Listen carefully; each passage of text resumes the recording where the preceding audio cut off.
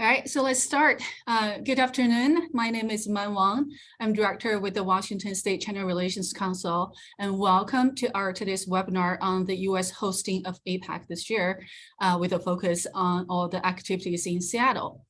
I believe people who are interested in APEC and APEC's work, or who would like to get involved in the 2023 meetings, are very excited about this opportunity. However, not much information is available in print, at least for Seattle. So we are very pleased to have Monica Hardy Whaley, president at the National Center for APEC, to give us an in-depth look at APEC, its meetings in the host year, and how interest business organizations and people can get involved. I think this session will probably the most informative session to date, and the best opportunity to learn what's going to happen. Among Monica's impressive resume, which you've already learned from our event announcement, I'd like to point out that she has been with the National Center for APEC since the center's founding after the first ever APEC Leaders meeting that took place in Seattle in 1993, when Monica was also heavily involved as a staff member of the Washington Council on International Trade, the coordinating organization for the U.S. hosting that year. Monica is an alternate member of the U.S. APEC Business Advisory Council, chair of the U.S. APEC Business Coalition, a member of the U.S. Committee for Pacific Economic Cooperation Council, as well as a member of the Pacific Council on International Policy. So it's not an exaggeration to say that she's one of the most knowledgeable persons to talk about everything APEC. Today's moderator is Noel Coquillard, the executive director here at the WSCRC. Nor spent 35 years living and working in Asia, including serving as a business executive running the operation of Cargill, incorporated in Korea, Japan, and China from the mid-1980s until 2010. He also served as the board chair of AmCham Shanghai during 2008 and 2009. Nor is on the International Advisory Council of the global consulting firm APEC and is a member of the National Committee on U.S.-China Relations. Before turning to Nor, I'd like to draw your attention to our next upcoming webinar on March 22nd on Southeast Asia amid the U.S.-China rivalry. It should be a very interesting and timely program, as the discussion will be centered around key findings and insights from the speaker's recent trip to Southeast Asia as a fellow with the National Committee on U.S.-China Relations. The trip was comprised of meetings with government officials, diplomats, NGOs, business communities, and scholars, all with a lens on the U.S.-China relationship and its impact on the region. For more details about this webinar or just our work in general, please check our website at www.wscrc.org or sign up for our email announcement. We also have some of our past webinar recordings on our YouTube channel. I'll post the link in the chat box in a little bit if you're interested in reviewing them. Last but not least, a couple of housekeeping items.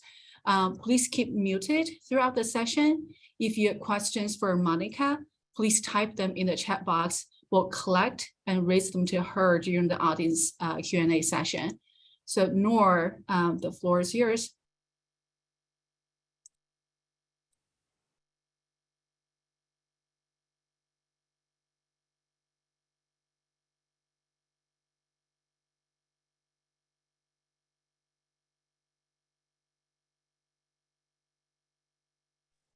Did we lose Nor? Okay, Nor's back. I apologize. My camera is not working, and my other computer I couldn't get started. So today we'll do the session without my I don't want to say beautiful face, but folks are not going to be able to see me today. Okay, so we're ready to roll. My turn. Yes. Okay, great. Well, welcome everyone. Thank you for joining us.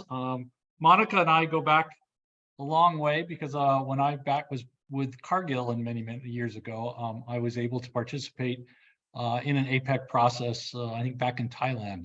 And that's the first time I met Monica. So that was probably 30 years ago. So Monica, let's get started. Would you provide us a little bit of context about APEC, how it got started and what its role is today? Sure, and I'm going to do this quickly because this is a great group, and actually it's a lot of people that I've known for a while, or some that I know a lot about APEC. So we'll just very quickly, it is now 21 economies that work together on a whole range of policy objectives in the Asia Pacific, most of them strictly economic policy, but there's a lot of things that touch upon economic policy that it also works on. It started back in 1989 as an Australian and US initiative with 12 member economies that just at a ministerial level. But the first time it met at the leaders, presidents, prime ministers level was when President Clinton invited them all to come to Seattle in 1993, and that was they actually met on Blake Island, the leaders did, but the whole set of meetings was in Seattle. And that was after that meeting was settled was when the National Center for APEC started. One of the big sort of themes of that meeting during that year for the US was that the private sector needed to be engaged in APEC more fully. And so the National Center for APEC was created to further that objective of engaging the private sector in APEC. And so over the past nearly 30 years, that is what we have been doing at the National Center. And it has built up over time. There is now an APEC Business Advisory Council that has three representatives from each economy, and I'm an alternate for the United States. But the three U.S. companies are East West Bank, UPS, and I-Squared Capital right now. But as Nor mentioned, his former company, Cargill, the former chairman, Ernie Misek, played an important role on ABAC back in the day. And so there's been a rotation of U.S. executives that have served on the ABAC. And so the role it plays is really for the business side, and that's the part that I know best, is sort of to advance these issues, that especially that are on the U.S. business community's mind, and take issues on a whole range of topics, from energy to health to food security to automotive safety to supply chain issues, customs modernization, any number of things. There's hundreds of different meetings that happen under the auspices of APEC, and to advance those and advance initiatives which create more open and more stable systems underneath the APEC process. But it's all done in a way that is consensus based. It is not a WTO type treaty organization. So it's a little bit different than any other international body that way. And the role of the private sector in it is different than any other international body. So it's really kind of a unique process. I think, does that get you where we were going, Nora, on that? Yeah, that gets us off to a Great, start. okay, I mean, I think great. most of us, the little we know of APEC is we see the pictures every year with people in traditional dress, Yes. in the Filipino shirt or the whatever they wear in Papua New Guinea or whatever. So, Yes. but how is it perceived among diplomats and ministers around the world, or politicians? Is it perceived as making real progress, as being a success, or Well, I think is it just a talking shop? Yeah. It is some criticize it as a talking shop, but I think especially right now, when we've had the challenges with the pandemic, obviously with supply chain issues, with the geopolitical challenges in this region, and the Ukraine war, and the supply chain challenges and food security challenges which have emerged out of that conflict. I think there's a lot of people now saying that APEC has sort of met its moment. It's been talking about food security and supply chains and health and all of these different issues for all of these years, and looking at ways to cooperate to make those systems more smooth. And there are those that are saying that now is the time for the rubber to meet the road. APEC's been talking about these things and talking about ways to make them better and to cooperate amongst the 21 economies for a long time. And so this is the time when we have to show that it has made has made things better. I think there's a lot of things that APEC has been able to do that are based on the consensus that would not have been able to be done any other way. I think they've tackled a lot of the issues in returning to an ability to move around the region, returning to travel.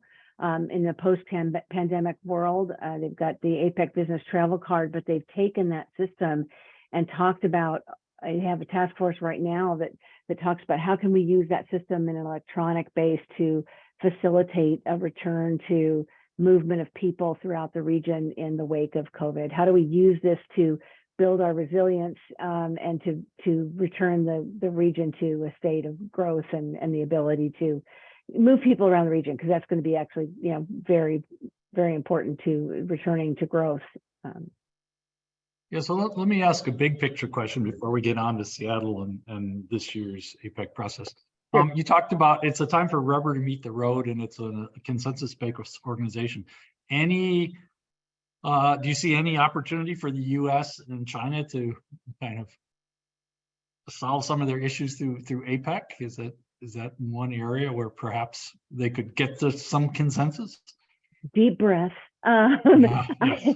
I think it, and I truly have always believed this. It is, especially after COVID, so much better that we're in the room together. It is that the tone of everything is different now, that people are actually in the same room talking to one another. And I know that in Bangkok, when we were there for this last year's APEC, the day after President Biden met with President Xi in Bali, even the next day, the delegation on the ground of Chinese delegates and the foreign officials and the business delegates reached out to have meetings with us, and the tone was just different. And I think part of that is being able to be in the same room and to see each other. And I just think you've got a lot more opportunity to do it when we can talk to each other than when you are not in the same room and you're doing it over Zoom. So that's what I'll say. I guess I think there's more of a possibility now than there was when we weren't seeing each other. Okay. I think I've got some more questions, background questions, but I think a lot of as you said, a lot of people on this session are familiar with APEC. So let's talk about APEC 2023. What's going to happen? You already were in Palm Springs, I understand, for a ministerial. So talk us through a little about the process, and then after that, I'll give you a chance to catch your breath, and then we'll talk about what's going to happen in Seattle specifically. It rained in Palm Springs. I couldn't believe it. This atmospheric river that we've been having in Seattle hit California quite hard, and there was snow in the mountains, so it was really kind of odd. But so the U.S. has actually had two meetings so far. One was the informal senior officials meeting, which was in Honolulu last December, and they had their first senior officials meeting, which is kind of the quarterly executive council of APEC, and that was in Palm Springs. And they floated their themes, which is creating a resilient and sustainable future for all. That's the U.S. government kind of theme for the year, under three I's of, and this is an interconnected future, an inclusive future, and an innovative future. And they wrap all of these things kind of under each of those umbrellas. There's going to be work in all the areas where they're going to have ministerial meetings. So it's kind of the next level up. There are going to be transportation and trade ministers meetings at the second set of senior officials meetings, which are going to happen in Detroit in May. And those are, so transportation and trade, both taking place in Detroit in May. And so Secretary Buttigieg is inviting his counterparts, Ambassador Tai inviting her counterparts to Detroit. And there also will be an energy working group in May that is getting ready for Seattle, where there will be an energy ministers meeting, first energy ministers meeting at APEC in many years, which is kind of astounding thinking about how important all of those issues to do with energy and sustainability and, that whole suite of issues, energy security in the region has been so important for so many years, but they haven't had a ministerial level meeting. So we're excited about that. That will happen here in Seattle. Also, the Women in the Economy Summit, which they have every year, and that Secretary Clinton started back in 2011. They will have that meeting in Seattle. They will have. So yeah, let's just slow down for a sec. So okay, so Palm Springs, you said was that was February, and that's done. Yeah, that's senior officials level. So senior officials. Okay, and then the Detroit was, you're saying, transport and trade with Buttigieg and Catherine Tai. So and senior officials. So the senior officials meet quarterly. Yeah. Okay, and so that will bring in the Detroit meeting? That will bring in like ministers of trade or whatever from the various APEC countries? Yep. Okay. Trade and Okay, so- transportation. Okay, so those so cabinet level people, ministerial level people will be at those meetings, Yes, right? from all Okay. 21 of the economies likely. I mean, Okay, and Detroit's when? What's the dates on Detroit? oh, I don't think exact dates have actually even yet been set, but Mhm. they'll start in early May, I think the 3rd or 4th, and run through the 21st, 22nd. But I think the major ministerial parts will happen in the 13th, 14th, 15th. So it will be the trade transportation ministerial. I think the trade ministers are at the end of the series. So during these senior officials meetings, there's like 150 meetings, separate individual subgroup meetings that feed into the senior officials. So it's an astonishing array of meetings that happen, but it all sort of builds up toward these ministerial meetings, and those are sort of the icing on the cake at the end. Okay, yeah, where the big photo ops and things are. Yeah, exactly. Okay. Right. Okay. So then now let's transition to Seattle. Seattle. Okay. And when are the meetings going to be held? So- And then let's walk through some of the different ones that will be. Yeah.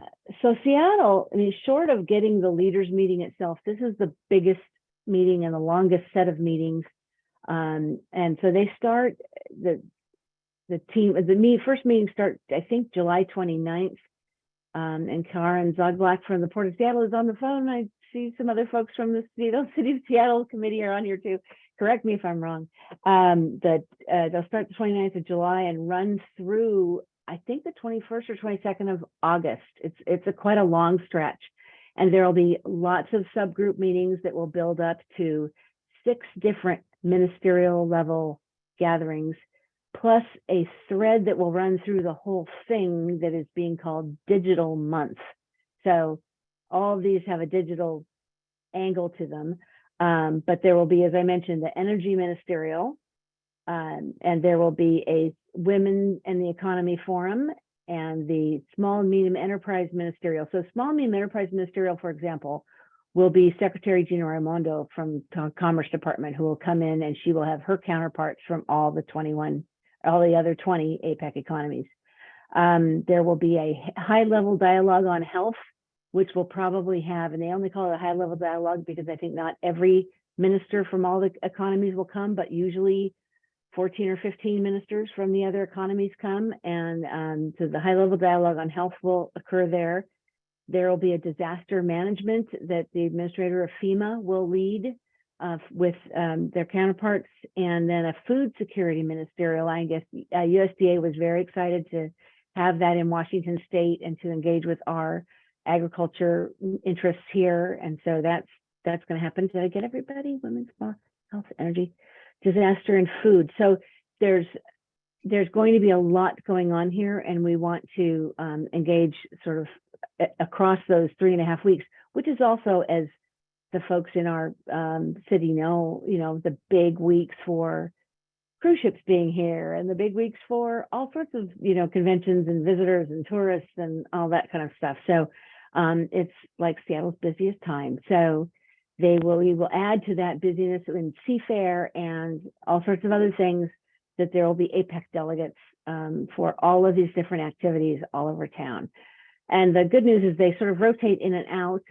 So when the health delegates are here, they'll be here, and then they leave, and then the other ones come in. So, and they will mostly be around, I think, the convention center area, but they also will be doing site visits, and they want to do a lot of kind of exploring around town. So, Okay, there's so a lot.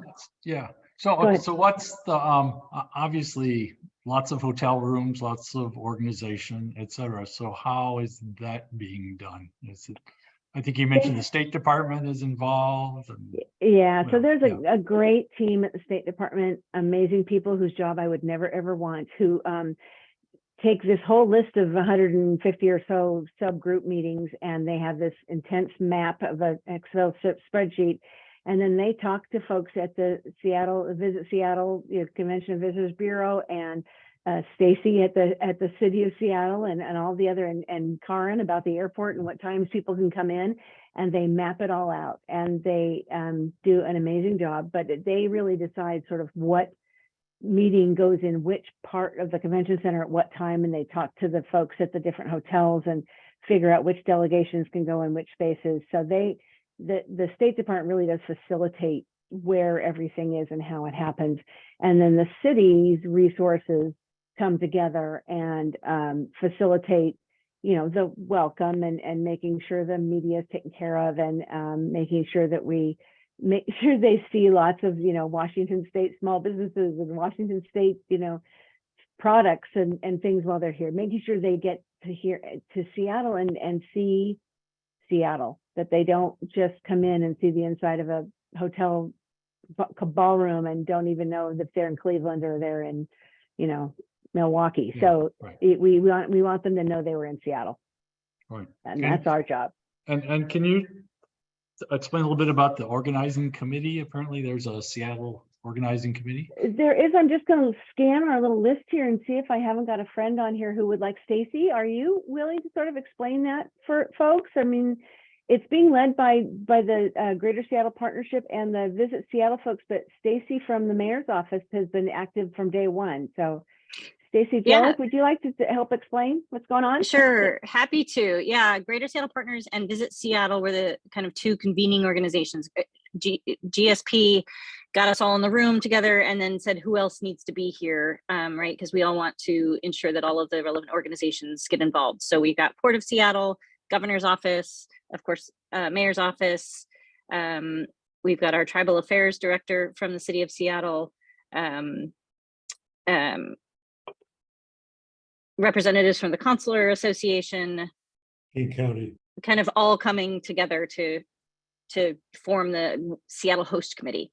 Greater Seattle Partners and Visit Seattle are taking the lead on kind of coordinating all of us. And then because Visit Seattle has been in contact with the State Department on this from day one, because they were the ones that we talked to when they were trying to put our Seattle packet together to try to get the conference to come here. And so Visit Seattle is kind of taking the lead on logistics, and then the rest of us will be helping sort out everything else that needs to happen during the conference. Yeah, there's a lot of and there's a lot more, I think, to come that will get involved. But I think for right now, while the State Department's figuring out what parts of the convention center they're going to need and want, and then I think once they're settled in, we're going to try to because there's a lot of these different topics. We're going to the ag folks are going to want to engage with the ag ministers, and the health folks are going to want. There's so many health folks here in Washington State that are probably going to want to be involved in the health dialogue. So, and I think most of those the agencies, U.S. agencies that are developing the actual substantive programs for each of these ministerial meetings are welcome the opportunity to hear ideas from this community about how they can be engaged. So I think it's there's just many hands in the pot. So you just brought up a good point, because some of our members are excited about the fact that APEC's coming, but they want to get involved. And I don't know where should they turn. I mean, again, law firms, health companies, etc. Where do they go to plug in, so to speak? So I don't know, Stacy, if you want to do that one yet. I don't know that there's a ready Sure. receptacle at the moment. Email me. They can email me. We're happy to start taking names of organizations and people who want to get involved. Obviously, there's going to be sponsorship opportunities for the various things that happen, gifts that go in the goodie bags, site visits, etc. There's also we're also going to need hundreds of volunteers. And so while we don't have our volunteer sign up form ready just yet, if you want to volunteer, email me. We are, I'll be happy to take any early adopters of involvement in APEC. But yes, we just met with the State Department yesterday during their couple-day visit here, and the Seattle Host Committee group has met a couple of times now, because we were trying to get ourselves organized in preparation for the State Department to start feeding us tasks and information and all of that. So now that we know we need hundreds of volunteers, I think Visit Seattle is also going to take the lead on sort of organizing those folks. But happy to have any of you contact me and then get you looped in as our host committee continues to get itself situated.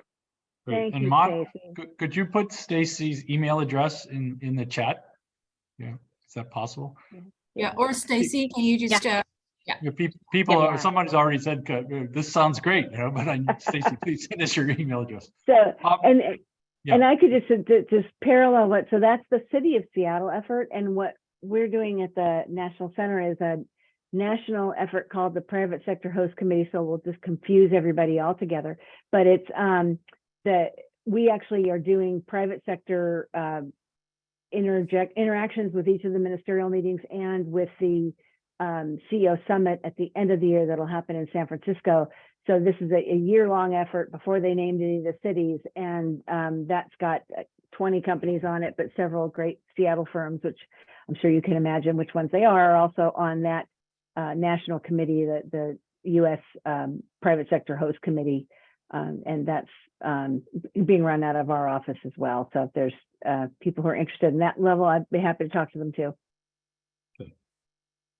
And let's go. Can we go back to Stacy on what would volunteers do? So we don't know yet. We just are getting that together.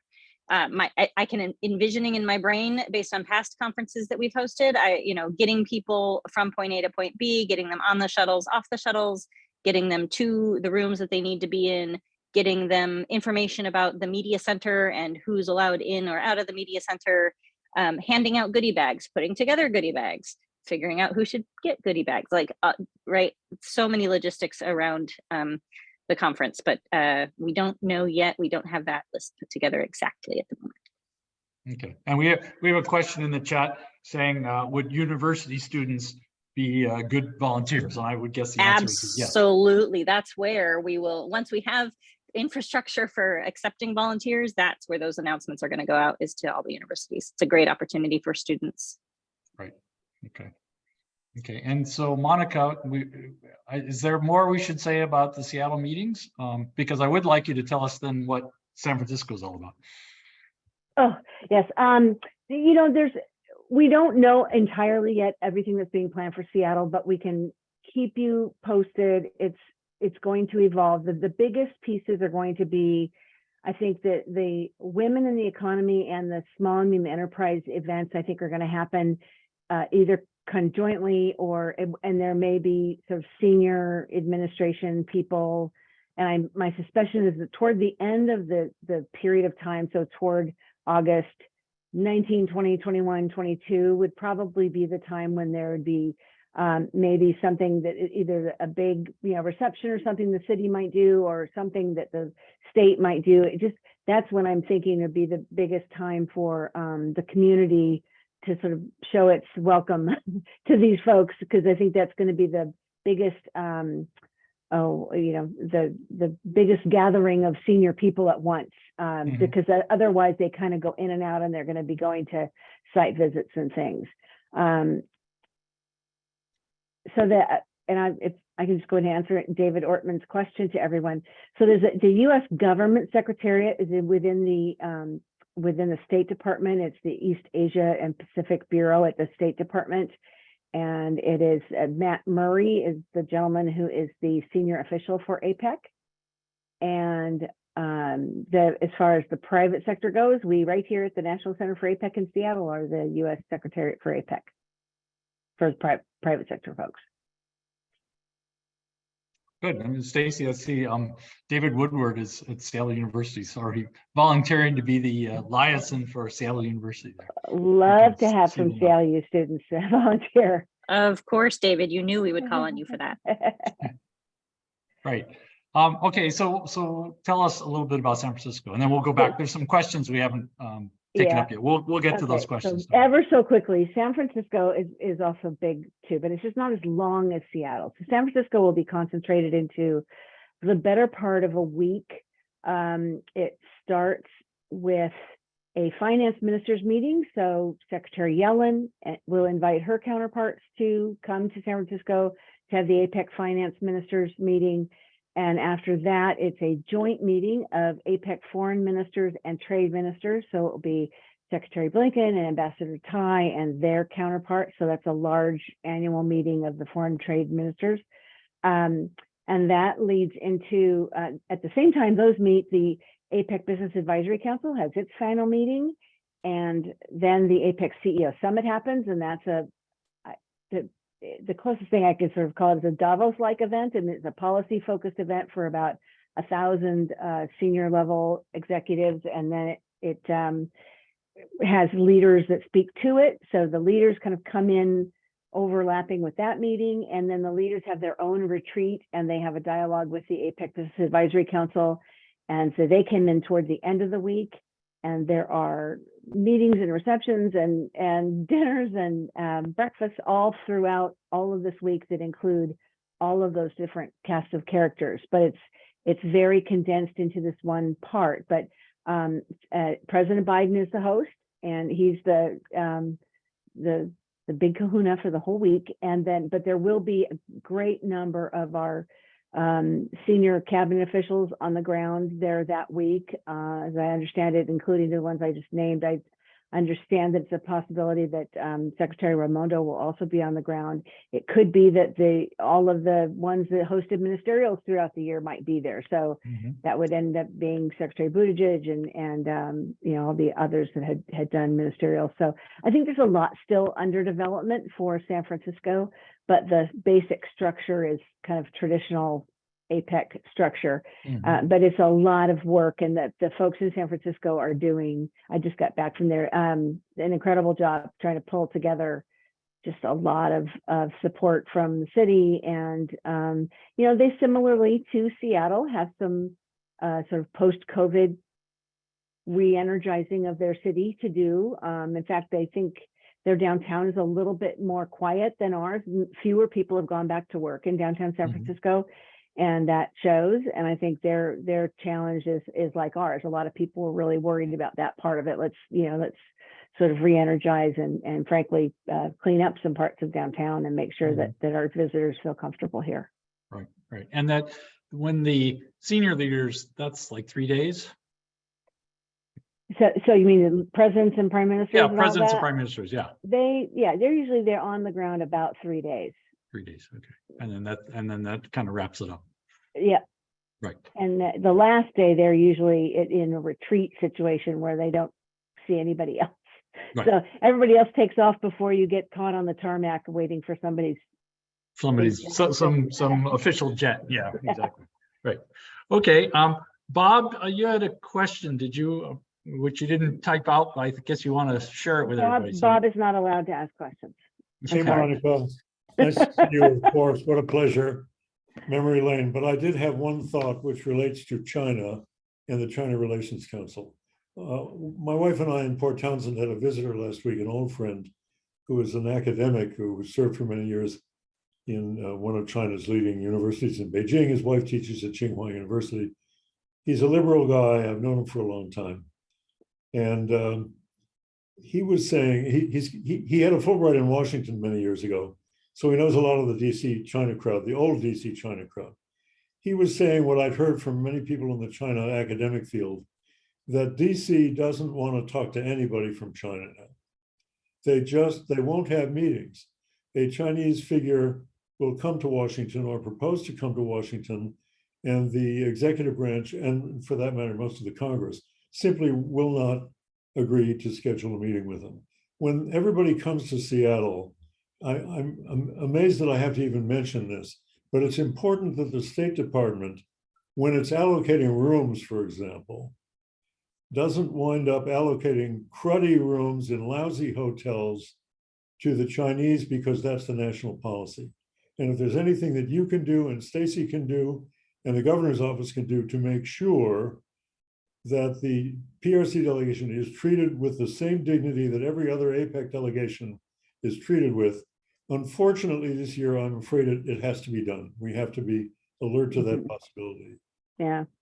No, well, if Palm Springs is any example, it was the relations were, I wouldn't say warm and cozy, but they were fine. It was cordial, and it was and I think, and professional. I think that was, and there were meetings, meetings with one another, and we went out to sunny lands, and the Chinese loved sitting on the bench, and it was a glorious reception. Actually, I have to say, we got to host it, so it was really fun. So there, I think things are, like I said, when you're in the room together, it's a little different than on the media stage. But so I have hope, but you know me, Bob, I'm Pollyanna, so.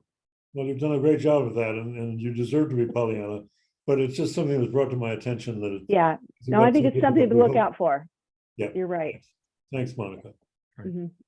So Monica, we have a question from James Jong about what type of candidate would be suitable to participate or potentially be panelist in the Women in Economy ministerial meetings?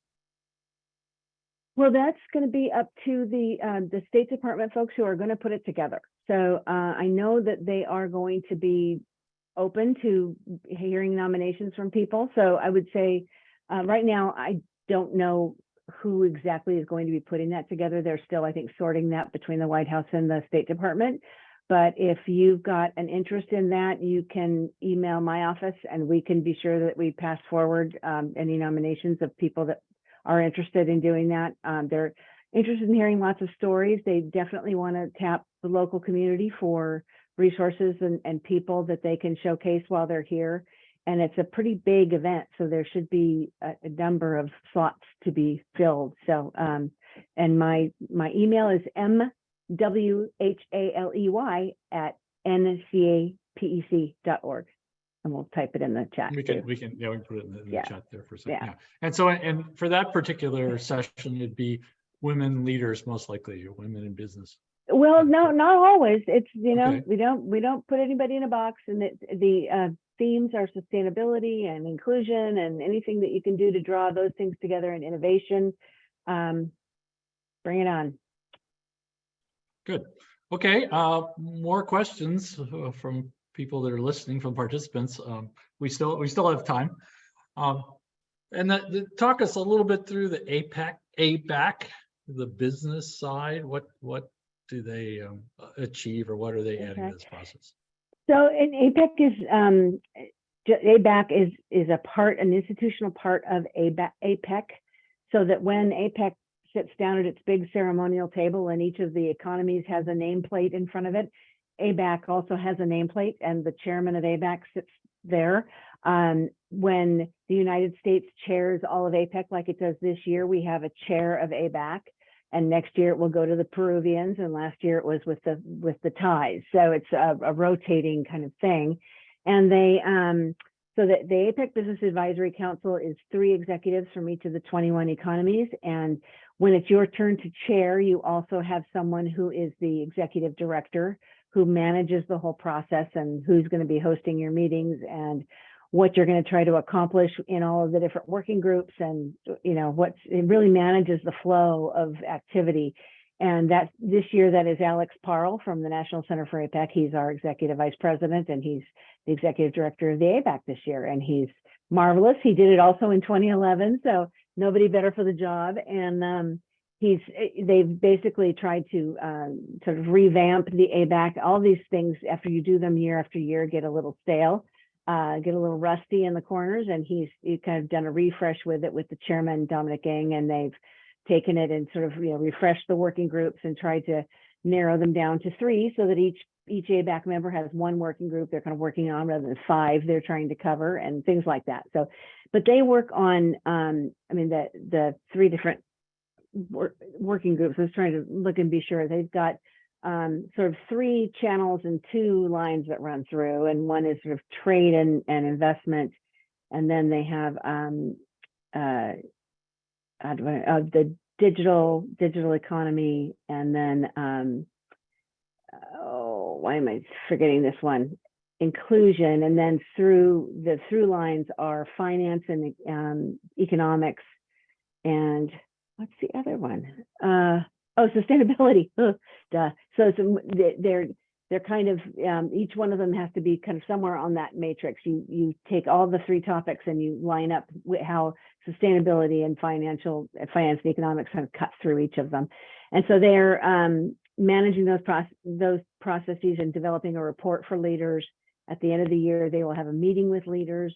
And a lot of the APEC, APEC recommendations do end up on the APEC leaders agenda, and then the senior officials have to make them happen and work. So this is how you get things like, I'll go back north to when you were with Cargill and Ernie Misek was working on the APEC food system project. There is now, in the process of making all that happen, an APEC policy partnership for food security that meets 2-3 times a year and works on these food security issues. Right now, they're very busy on sort of the Ukraine-related activities with supply chain and food security. They're happening, but so these are ongoing things that get sort of, the ball starts rolling in the APEC in a lot of ways, and the private sector brings that sort of whole perspective to bear, which is different than the government to government process. And I think it's added real value to the APEC process. Right. And then you mentioned this digital theme that's running through the whole thing. Yes. You mentioned it with APEC, but you also said it was kind of running through the whole process. Well, in Seattle, they started saying there's going to be digital week, and then they decided it was going to be digital month.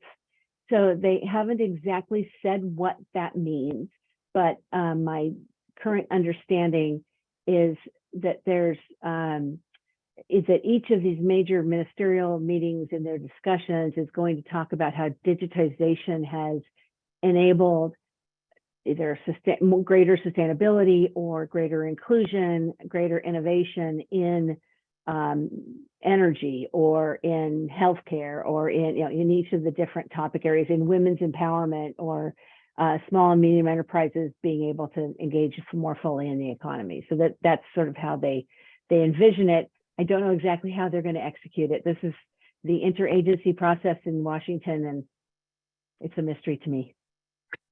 We hope it works. Okay, James John has a question. Can you see that in the chat? He's piggybacking on Bob's question, and he's saying, is China considered toxic in DC? How do we overcome the presumption that the contact with a Chinese delegate is not, I guess is not something that's difficult?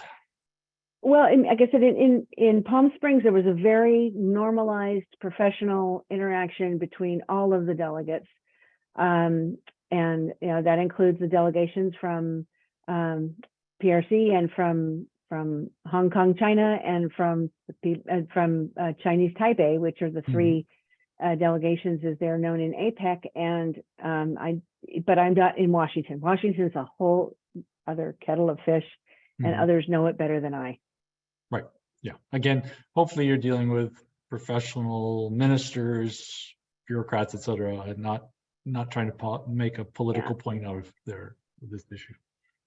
Okay, we're still open for more questions. I think, Monica, when you and I talked to prepare for this call, you said that the stuff in the press so far had not really clearly outlined what was going on. So quite frankly, I think this is probably the best download of really what's going to happen to date. For Seattle or for Seattle, yeah. For Seattle, yeah. Well, I think and to their in their defense, that as Stacy and Karin know, and others on the Seattle Host Committee, so in the overall planning for the year of U.S. hosting, the United States got a very short runway to plan everything, and so the U.S. waited a long time to sort of raise its hand and say, yes, we would like to offer to host. At that time, China and Russia sort of delayed the acceptance. You have to be accepted by the consensus of the whole body, and they delayed the consensus to accept the United States offer. Nobody else was offering. Everybody wanted the United States to do it, and neither of them were offering. They just delayed the acceptance. So then it got to be into January of 2022 till they finally said, okay, we'll accept the U.S. offer. So the new senior official for APEC, Matt Matthews, who is a veteran of, those who remember Bob Hormats was he had the Deputy Secretary of State position, Assistant Secretary of State, I think, in the E office with his Bob's talking, but he's muted. Undersecretary. for- Undersecretary, that's the one, Undersecretary of State for Economic and Agricultural and Energy Affairs, I think was his title. It was, Matt was his, one of his senior principal deputies there. And so Matt is the new senior official for APEC. He spent a lot of time in China. He's very smart guy, very congenial, works beautifully with the business community, really a top choice. But he had started in February. So, I mean, he's literally had that long to get this thing rolling, less than a year. And so, and then they hadn't chosen cities until just a few months ago. And the first ones they had when Wendy Sherman came through Seattle last summer. And then they just announced Seattle and quickly then said Palm Springs and Detroit too. Didn't announce San Francisco until November when we were at APEC in Bangkok. And they had to say somewhere to come next year. Please come next year. Yeah, somewhere. yeah. Where? So it's really been a short runway. So and then the details of things, you know, this is the first, I think this is the first visit, if I'm not mistaken, of the actual State Department protocol team that's been through, because they had to go to Palm Springs and get Detroit all lined up because those meetings happened before. It's just been a very fast process. They're so good, and they happen to have people that did it in 2011.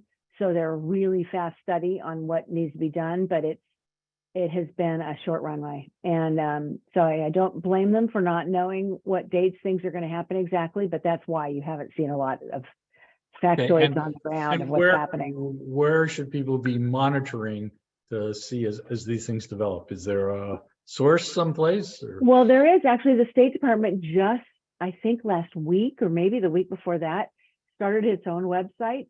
We've had one for a while. And I'll put them both in the chat because they're long, but and they are being really good about trying to keep up. And on their LinkedIn, they've just gotten that up to speed.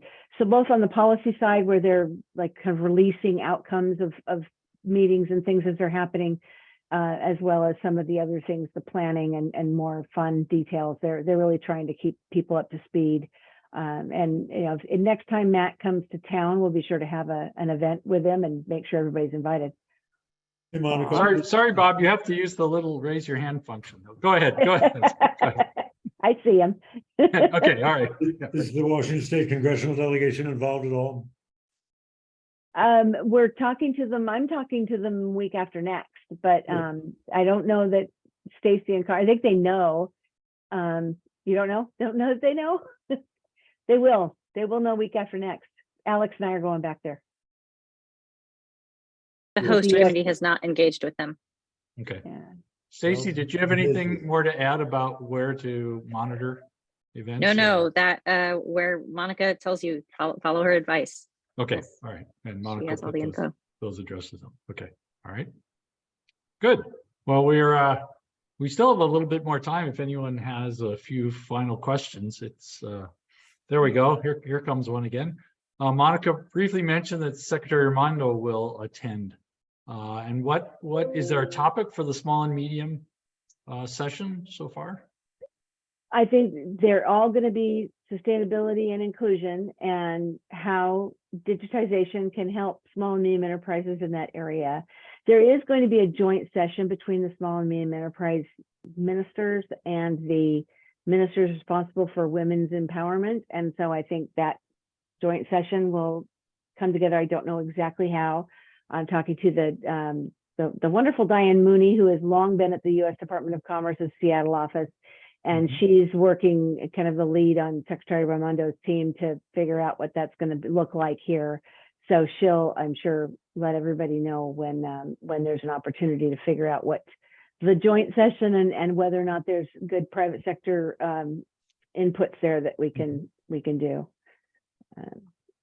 Good. Karin, did you want to add anything from your perspective since you're on the committee? Just, definitely as Stacy has mentioned that, we're at the very early stages of this. And as Monica had explained, there's a lot of moving parts with APEC as a whole. And so definitely, as we here in Seattle always, pull together and partner with all sorts of different groups and organizations and companies when we're rolling out the red carpet and showcasing our city and our region, that, we look forward to getting more confirmed details from the State Department and from the APEC office, and then being able to really mobilize. It's a wonderful opportunity for us as a city and a region to really showcase and highlight all of the wonderful things that we all love about our region and our innovation and our, all the things. So look forward to working with everybody and engaging with folks moving forward. And one additional piece, please.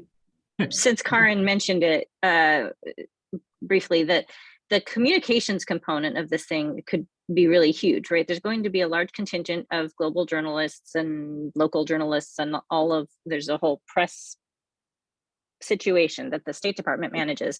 But regionally here, we are also realizing, right, this is a great opportunity for us to feed information to those journalists and to tell the story about our city and our region and what's going on here and what we're excited about here.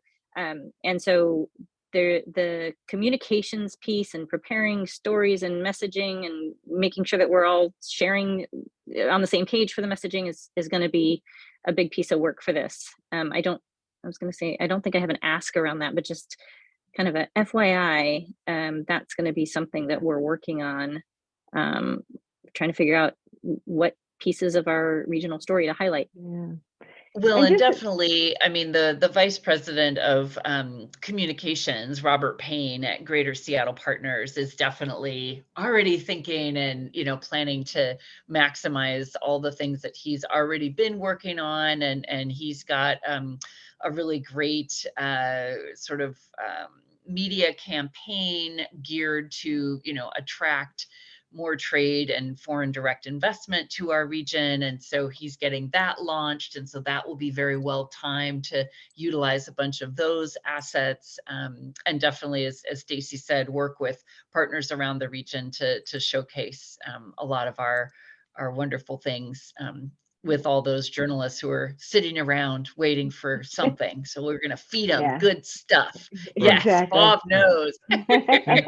And when you talk about feed them good stuff, also you talked earlier about the goodie bags, that there are opportunities for companies that maybe want to highlight some of their products to some of the visitors, right? And I would just say, point of personal privilege, back when we were doing this in 1992, Bob Cap basically did all this all by himself, and my career depended on it. I was a very pregnant Monica trying to help him, but he really did it all with fax machines. Oh, he's blushing. So he turned off his camera.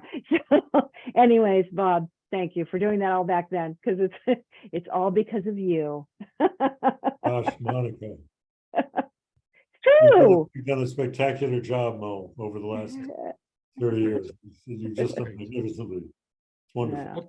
Okay, we're about ready to wrap up. Any final questions from our participants? I think what Mon will do, we can send out an email to all the participants with the details of how to see the recording. And also we can include those links that Monica mentioned about where people can kind of keep in touch of what's going on, the State Department site or whatever, or the other sites. Yeah. Okay, we can send those out there's the one right there, but we can also send them out on a follow-up email to all the participants. Yeah. We'll send a follow-up email tomorrow with the recording link and also the links that Monica provided. We can also include Monica and Stacy's email. Great. Okay, so that anyone who wants to touch base, get involved, volunteer, or whatever, knows how to contact these two. Great. Okay, well, if there are no more questions, we'll wrap up. Again, thanks very much. I think Mon mentioned that we have another session on March 22nd when we're going to take a look at how Southeast Asia perceives basically the US-China rivalry. So that should be quite interesting. All right, thank you, everyone. And thank you. Enjoy the rest of your day. Bye-bye. Thanks, Monica. Thanks, Thanks everyone. for convening. Thank you. Thank you.